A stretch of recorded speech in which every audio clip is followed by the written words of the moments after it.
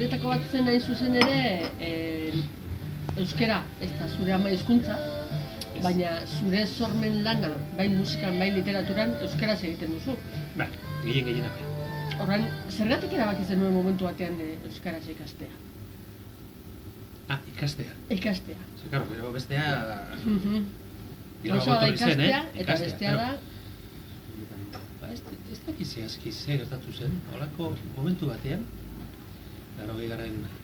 hamarkada famatu horretan, hasi ginen, ez zen izan, bueno, erabaki pertsonala, seguru baietz, baina bikotekidea, anaiek, ingurua, horrek ere erraztu zuen, ze gero, ingurua, alegin hortan, apostu hortan, sartu zen, eta, bueno, lako diren hauek, musika jarrantzi, atera, bakatu, Eta, baina, karo, zuk galdetzen duzu zergatik.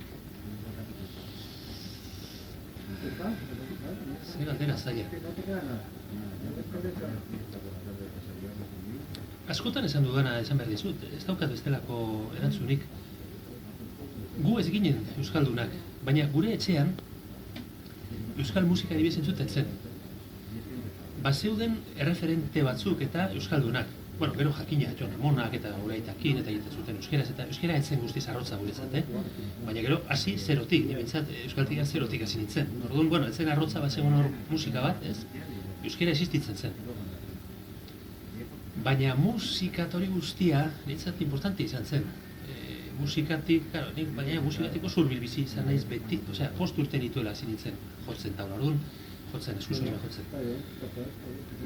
Orduan horrek lotuko nuke, halako batean esatea, oi? Yo no sé nada de esto, o sea, no... Baina gero hortik, gauza bat ikastea, eta pasatu zinen, erabaki zenuen ere, erabaki izan zen, sormen lana euskaraz egitea. Zuretzat, ziurrazkitzen errazagoa izango. Ez, nire buruari ez diot meriturik kendu nahi, baina nik uste meritua badugula Euskaldun berriok. Eta errebindikatu egiten duen nire Euskaldun berri izaera hori. Baina egia da suerte handia izan nuela. Suertea zergatik, sartu nintzelako kolaboratzaile gisa eta jende pentsa, Xaberrete batekin, adibidez, edo Barralatxaga batekin, edo harreman bat egin, erdi kasualidadez, baina, bueno, azkenian Euskal Herria ez da handia, eta orduan egokitu egiten zara jendearekin. Eta halako batean ezagutu duzu